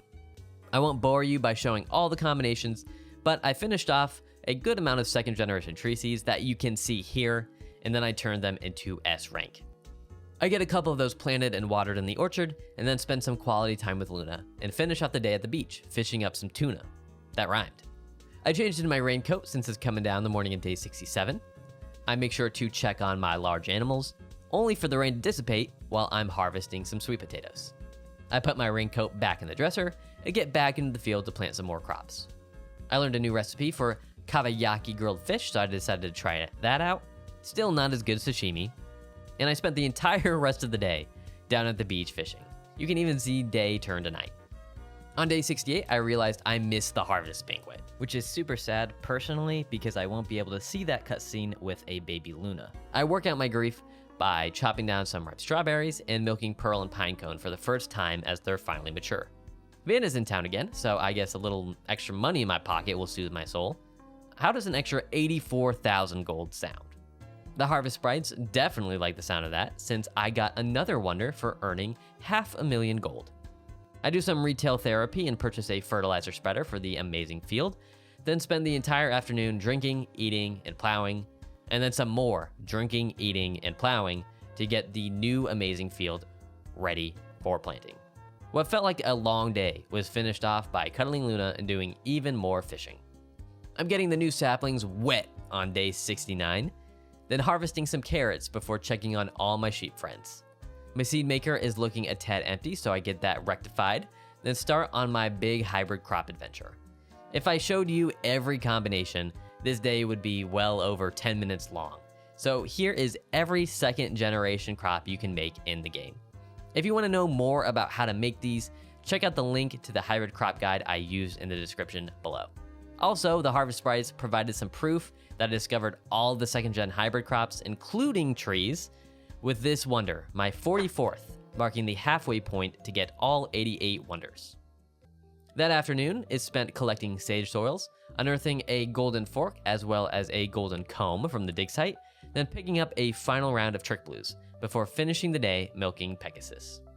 Takakura has got our new fertilizer spreader ready for the amazing field on day 70, the final day of fall. Since it's snowing, I throw on my Christmas jumper and get to work, which begins using some Happy Lamp seeds on my hybrid crops that won't grow in the current season. These red flowers that you can find in the summer, combined with any crop using Vinny, make them able to be planted in any season.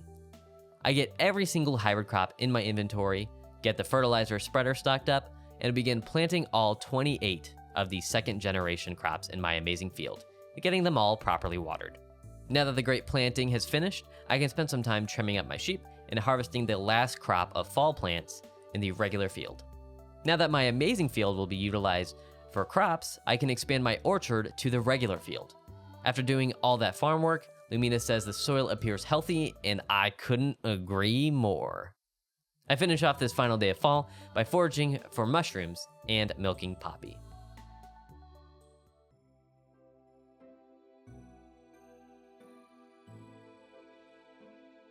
The winter season and day 71 begins by watering our hybrid crops, planting some blue carrots, and cuddling our sheep in the pasture.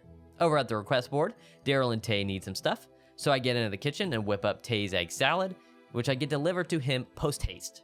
After collecting some fertilizer and the shipped flowers, I run into Daryl's house to give him the carrot he requested, and he's in the midst of another experiment. I try to leave, but he wasn't having any of that. Even after listening to his explanation, I decided to turn tail and run, which was a good decision, I think. Now that the cutscene is finally over, I can complete Daryl's request and give him that carrot. The rest of the day is spent collecting upseeds, seeing the Chihuahua levitating in the dig site, milking Pinecone, and fishing at the Goddess Pond. I noticed these trees are growing very quickly on day 72, and they should be fully grown in no time. Speaking of fully grown, Pegasus needs to be milked, and Porridge needs to be isolated since she will be giving birth soon. I spent some time working with Poncho on his jumping skills, which gets him up to level 4.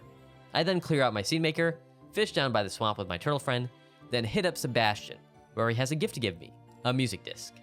I finish out the day by watering crops in the big field, and then by following Baddock into the forest. He talks with 𝗵𝗲𝗰𝗸 about a young girl that he worked with who had a nasty disease. That disease made its way up to his eye, which he had to give up to contain it. He then goes on to try and take off 𝗵𝗲𝗰𝗸's costume to give him some medicine, which didn't work. We pick up on day 73 in the pasture petting Pegasus, and then discovering that Paula has had her lamb. The calf looks like a Pico to me. I spend the morning cleaning off Nina's grave, which I still can't get a perfect score, and then I head down to Van's stall. After this round of sales, I managed to get around 120,000 gold, and decide to buy the Silver Milker and Silver Clippers. With the leftover funds, I pick up the final fertilizer spreader, which won't be used for really anything, it's really for aesthetic reasons only. I can't forget to pick up the up seeds, of course, and then I surprise Sebastian at the villa. He's pondering that in his death, who will take care of the ladies? And I assure him, I will. Then it's off to do some fishing down by the swamp, some holiday-inspired giving to Pui, and then collecting some fruit at my orchard. Now that we've finished off the 2nd generation hybrid trees, it's finally time to take my first step into 3rd generation hybrids by combining a banana and a banorange to create a brand new type of tree seed that I get to name, since Vinny has never seen it before. I take tree number 4, that looks like a durian to me, and name it a durian. The morning of day 74, I get my S-ranked durian seed planted, then go to the coop to check up on my chickens before filling up my seed maker for the day. I got 0 golden object luck down at the dig site, so I cut my losses and go fishing instead. Pui is still accepting donations, so I oblige, then spend some time with Luna and hope she doesn't end up like Pui. Inside the barn, it looks like Ponzu is pregnant, and surprise, surprise, Polly is pregnant as well. I guess Takakura cut down my entire orchard to show me the fertilizer spreader that I bought on day 75. That's a joke, by the way, it's just a little glitch. He didn't cut down my orchard, it's fine. The final crop that will grow in my normal field is harvested, and then I make some more fertilizer from collected flowers. That fertilizer goes into the spreader for the amazing field, and then I get to work milking my cows and shearing my sheep. A nice and full seed maker gets emptied, and I have to remember tonight is the Starlight concert. I pick up an upseed behind Gordy's trailer and renew my stock of fertilizer flowers before spending the afternoon fishing. Before the festival, I get my crops nice and moist. Then meet up with Lumina down by Gustafa's house. Gustafa, the white boy, plays his funky music, and we get more shooting stars to wish upon. This year, I wish that Luna would take an interest in farming.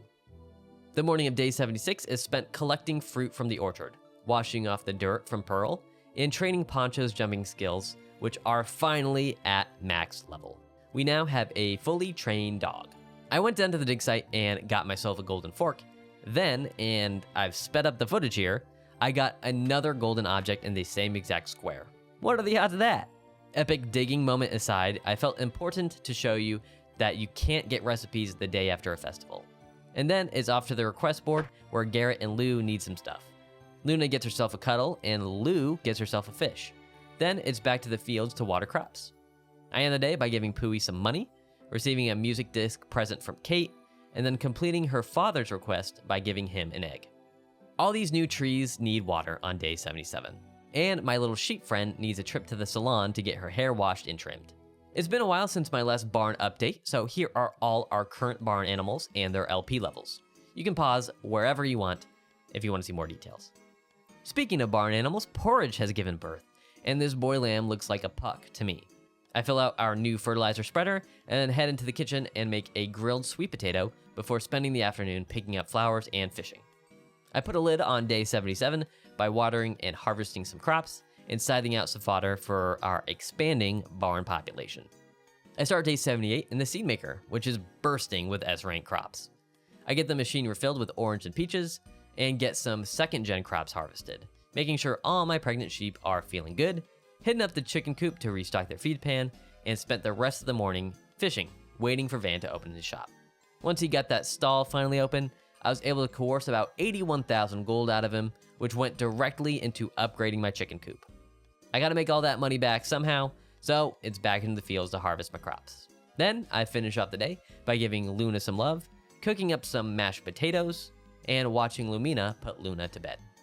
Day 79 is a short one, so let's not get too deep in the weeds. I did some crop watering, some cow milking, and some golden egg hunting before finding out that the harvest sprites don't have any more recipes for me. I collected another upseed flower and spent the rest of the day fishing. 2 days after I bought it, my chicken coop has received its expansion on day 80, the final day of year 2. I got lots of crops to harvest since it's the last day of winter, and I placed my hybrids in the seed maker. This new coop upgrade comes with 2 incubators, so I get those going, and here's an update on all my birds. Again, you can pause the video if you want to see more details. Remember that one time I got 2 golden objects in the same square? Well, it happened again, and here's the footage to prove it. I finish off this final day by harvesting some more crops and showing off baby Luna to Vesta. In fact, I spent the entire evening running around, showing her to anybody who would listen, and playing with her, since I'll never be able to carry her like this ever again. As we move into chapter 3, it looks like Luna is really enjoying singing her songs. Lumina asked me if she could be a little virtuoso, and I agree since the other option looked like it would be a really rude thing to say about a child. In the years between chapter 2 and 3, Luna has grown up to become a precocious little individual. She likes hanging out with Poncho and fishing, just like me. I also built onto the house and made her her own room. It looks way better than our room, in my opinion.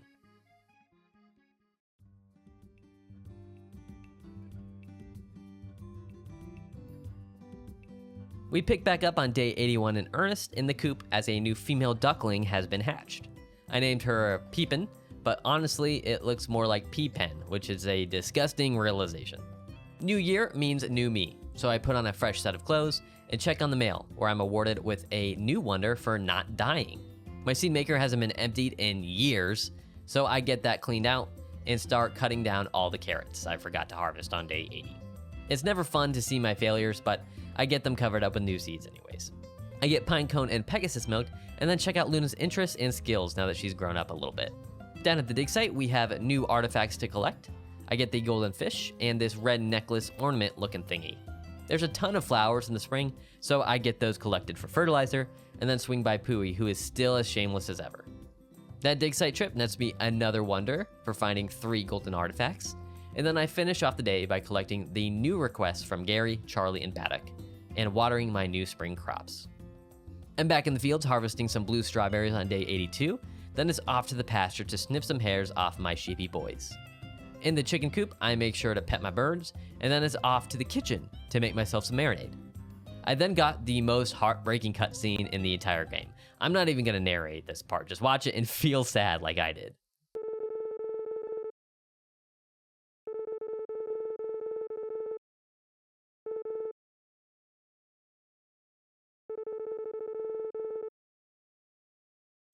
Now that I'm sad, I have to complete Gary's request for a blue crop.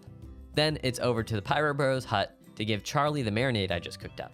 While chatting with Cole, he decided to give me an unused explosive. Here it is in my inventory if you don't believe me.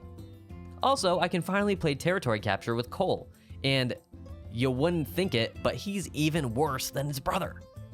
Down at the dig site, I finish off the chapter 3 artifacts by finding this green looking ore, a weird nautilus shell looking thing, and the stone tablet for this chapter. I also got another wonder for finding this tablet.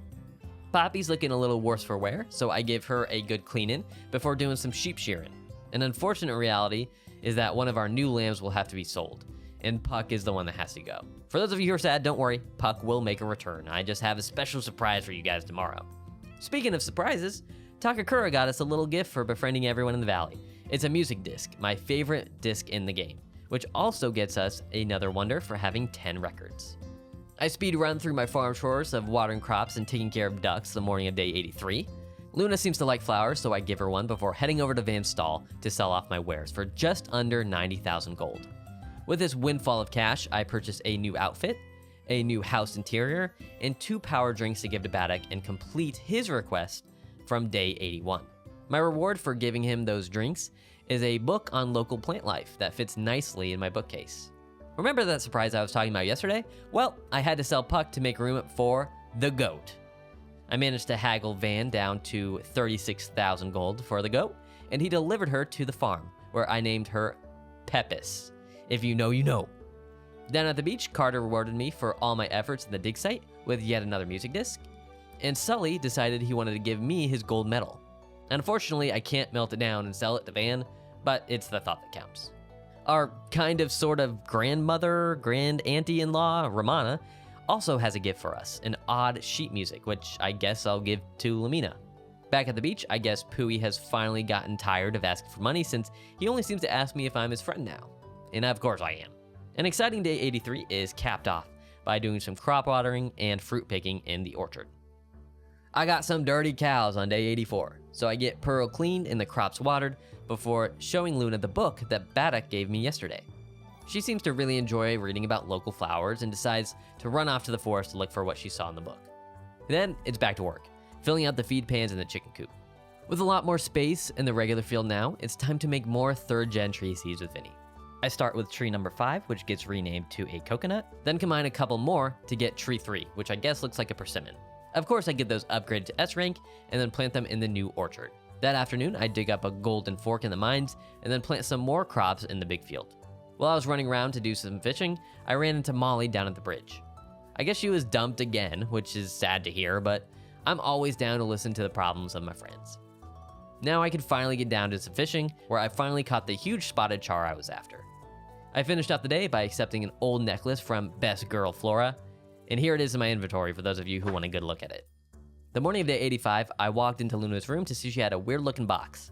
She thinks there's a treasure map in there, and I mentioned that there may be something else.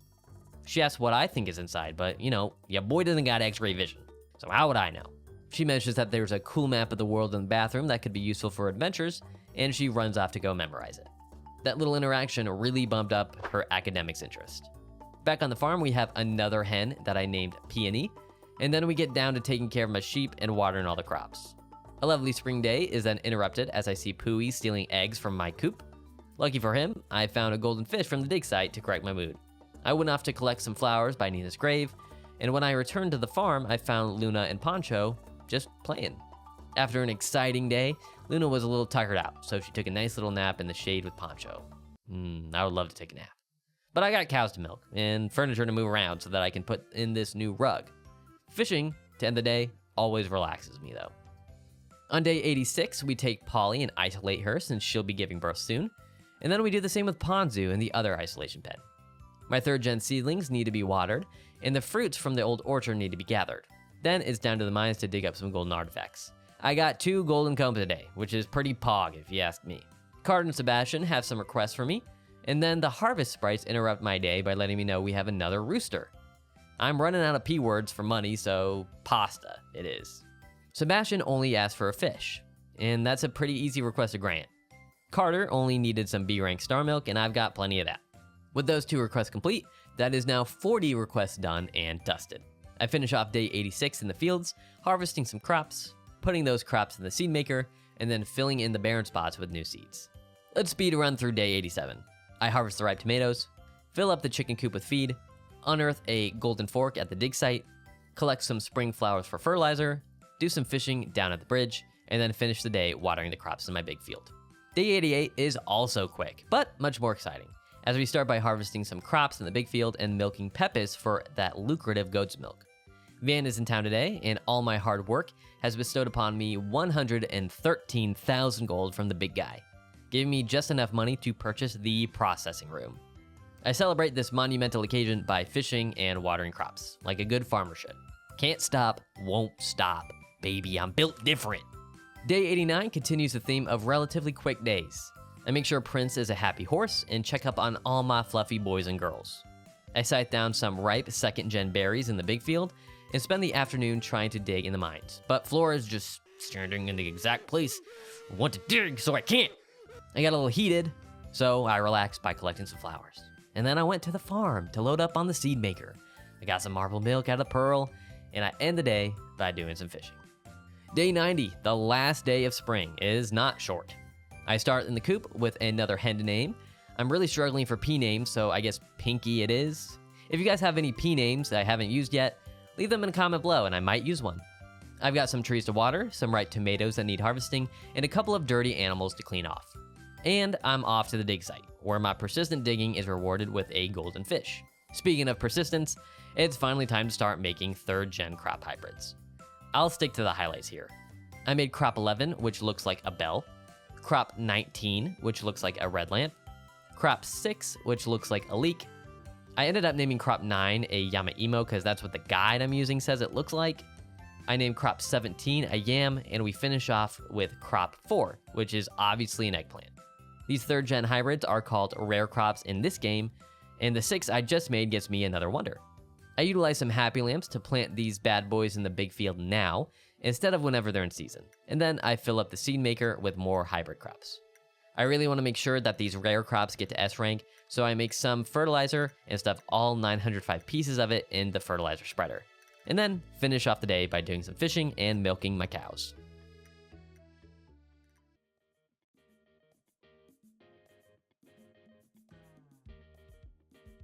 The first day of summer of year 3, day 91, begins in the field tilling squares and planting all of those rare seeds we made yesterday. It looks like one of Polly or Porridge has finally given birth, and Puck has finally returned. I check on Pearl in the pasture and clear out the seed maker before running into Pooey outside my house. It seems like he has an egg to give me, so I take it off his hands and he just leaves.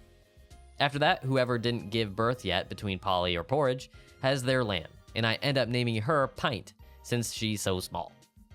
And now we have a full expanded barn. For the 3rd time this playthrough, I was down in the mines digging up a golden object, and then I got another golden object in the exact same space. I guess I'm a pretty lucky guy for it to happen 3 times. Over at the request board, Flora and Gavin are in need of my assistance, but I decided to collect some happy lamps and put their needs on the back burner. When I came home, Luna asked me if I love Lumina a whole lot, and there's only one right answer to this question. When Luna asked Lumina the same question, she seemed surprised. She doesn't answer it and decides it's time for Luna to take a bath, so I head out to the fields and water crops to end the day. The firework festival headlines day 92, so I get outside and get the crops watered before having another rooster be hatched. His name is Plump. I can just feel the money rolling in as I get Pegasus milked and shear off some wool from the sheep. Durian are in season, so I get to shake in the tree and pick up my first rare fruits. I thought getting these durians would refresh the Harvest Sprites recipe list thingy, but no dice. Pooey is back with another gift for me. This time he has a mushroom in tow, and I gladly accept it as he walks away. 2 good mining days in a row are capped off by a golden fish and a golden comb, and Luna gets herself a pretty flower. Flora gets some grapes as part of her request, and I get to water some crops as the sun sets. I'm joined by Lumina, Luna, and Takakura down at the beach as we have a lovely night watching Charlie and Cole set off their fireworks. Van comes to town on day 93, so I water my crops, check up on my birds, and shake off any fruit I can before hitting up the stall and getting 103,000 gold. I decided to purchase the golden watering can as well as the golden hoe for a combined 100,000, and this watering can and hoe are insane. I can't even believe that there's a level up from gold. Way back when, Gavin requested a melon salad, so I'm in the kitchen and I'm whipping that up. Making that dish awarded me my 50-second wonder for cooking 20 dishes. I then gave Gavin his salad and completed that request. Vinny seemed lonely, so I decided to make some more rare trees. Tree 2 became a kiwi, Tree 6 became a chestnut, and Tree 7 is a star. I finished off with Tree 8, and it looks like a Granny Smith apple, so I just named it a Granny. I got all these trees upgraded to S rank, collected my wonder for discovering 10 rare crops, and then got those seeds planted. I spent the remainder of the day fishing and milking my cows. 6 days after putting in the order, Takakura revealed my brand new processing room on day 94. You can use these machines to make butter and cheese. With that, I have my 54th wonder and every farm facility. Exciting milestone over. We're back. We're watering a whole bunch of crops at the same time, and we're scything down some ripe tomatoes and saying hello to Peppers. Fun fact about the processing room, if you turn marble milk into cheese, it levels up that rank. For example, I put in B rank marble milk, and A rank cheese gets spits out. The same can be said for brown milk and butter. B rank brown milk goes in, and A rank butter comes out. Pretty neat. You know what's not neat? Fishing. I do so much fishing, it's getting boring. I finish out the day by shaking some fruit off my trees, watering a bunch of crops at light speed, and cutting down some grass for animal fodder. I completely forgot to change my outfit, so I get on the painter's overalls and get my butt into the fields to harvest some tomatoes on day 95. I give my sheepy boy a little cuddle and decided that it's been a while since I showed you guys my barn animals, so here they all are. Another rooster has been hatched in the chicken coop, so I decided to name it Poison because that's what men are. But my ducks are perfect. Also, here are the coop animals too if you want to pause and check them out. I spent a rainy afternoon down in the dig site getting a golden comb, then went to collect some happy lamp flowers. Daryl is up to his old tricks again and caught me before I was able to leave. I tell him I have a prior engagement, but he's persistent and I give up. This time around, he's trying to recycle electronics, but I've seen this rodeo before and attempt to flee, but I get caught, and he guilt trips me into coming back and watching his experiment fail gloriously. My man really needs a win, for real. Back on the farm, I decide to finish off the rare tree combos and make tree 9, which I name an 𝗵𝐵𝐴, and tree 1, which looks like a fig. With those creations, we have made 15 rare crops, and I get those trees planted and fill up the seed maker with more fruit. That evening, Luna gets herself a nice flower, I spend some time fishing at the bridge, and then finish my chores by plowing the big field. I end the day in the kitchen doing some baking, whipping up a strawberry pie and a veggie cake. Very similar to day 88, day 96 is quick but exciting. I start by leveling up on my animals, then hitting the dig site where I collect a golden fork and a golden comb. While I'm at the waterfall, I do some fishing, and then finally spot the owl that everyone has been talking to me about on stream. In the evening, I wash off Poppy, and then cut down the turnips that decided to quit on me. Fortunately, my red lamp stayed alive, and now I can finally get more recipes since I harvested a rare crop. Day 97 begins in the seed maker as I empty out all the fruits I put in there yesterday and fill her up with rare and hybrid crops. Watering has gotten super easy thanks to this new watering can, and my good time is ruined as the harvest sprites alert me to a male duckling that just hatched, whom I named Plop. I make sure to give some love to all my feathered friends, then hit up Gustafa's house where he gives me the bongo drum. You can see in my inventory it's called a tum-tum drum, but I'm gonna call it bongos. I've got more requests today as Baddock and Sully need a gopher, so I get Sully the catfish he wanted, and then provided Baddock with some milk. The harvest sprites got a new recipe for us, and I've got some fishing to do. I got a brand new rare crop, the bell, ready for harvest, but it was tough to cut this one down since it made really nice music. I finished the day off by cleaning a dirty sheep. Van's in town for the last time in these 100 days on day 98. And I'm in the field, harvesting crops in preparation. In the coop, we got a nice golden egg, and add it to the pile of stuff I'm going to sell to him. I then head on over to the processing room to turn all of my milk into cheese and butter for some more profits. After checking in on the wife and kid, I found a fish I've never seen outside my door. It looks like Pooey dropped it off for me. How we caught it, I'll never know because I can't even catch it yet. The grass is getting a bit long, so I get that cut down, and then it's off to Van's to sell my goods for a grand total of 106,000 gold, officially putting me over the 1 million gold earned in this 100 days. I decided to purchase the golden scythe, but it won't be super useful until I have a whole bunch of crops ready for it at one time. It does work amazingly for large swaths of grass though. Since he didn't have the golden fishing rod yet, I spent my afternoon fishing only for him to still not offer it when I returned. I settled for the golden milking tool, which is amazing. When you have it out, all the cows get a little exclamation point above their heads when you get close enough, and then you can milk all of them at once. It's honestly game-changing. Speaking of game-changing, I caught the large stringfish. I kind of hoped it would be the huge one though. Day 99 and the penultimate day of this video begins in the field using the golden scythe to the best of its abilities. I continue that theme with our brand spanking new golden milker, but it ends when I use the silver shearing tool. I wonder if the golden one does what the milker does. That would be pretty sweet. Anyways, I make sure to let my birds know I love them, then empty out my seed maker. I ended up getting a lot of seeds from requests, so I just ended up giving them to Luna. Today is the last day I get happy lamps, so I hoover those up and then hit the harvest sprites hut to get another recipe. I was able to double up on golden objects once again in the mines, and then I finished the day by prepping the big field for fall, doing some fishing down by the swamp, and then harvesting some rare and blue crops. Alrighty folks, it's day 100, and it only felt right to put on the classic farmer's clothes for today.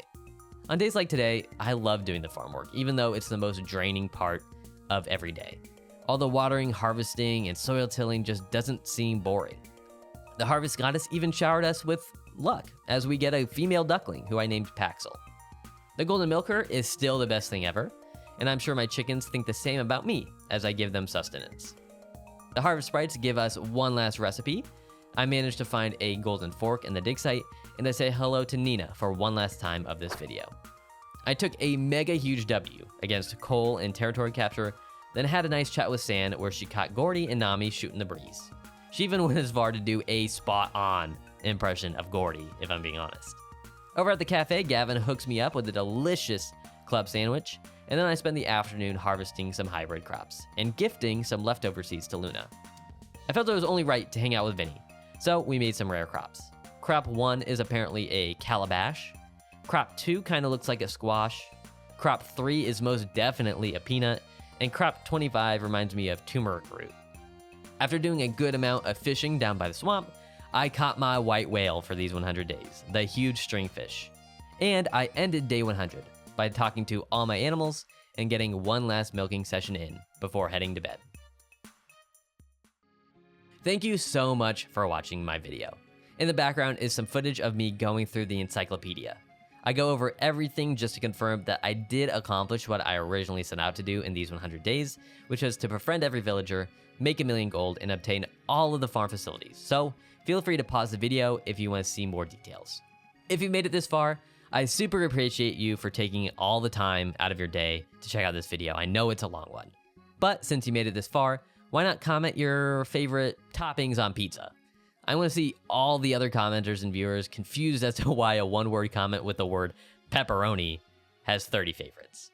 If you enjoyed this video and want to see a part 2, make sure to like this video, subscribe to my channel, and enable notifications. They really help me out. If this video gets 2,000 likes, I'll make a part 2. I'll probably make a part 2 even if it doesn't get that, but it helps with the algorithm. If you want to get more involved in my community, follow me on Twitter, Twitch, and join my Discord. Those links are in the description. Again, thanks so much for checking out my video, and I hope to see you guys in the next one.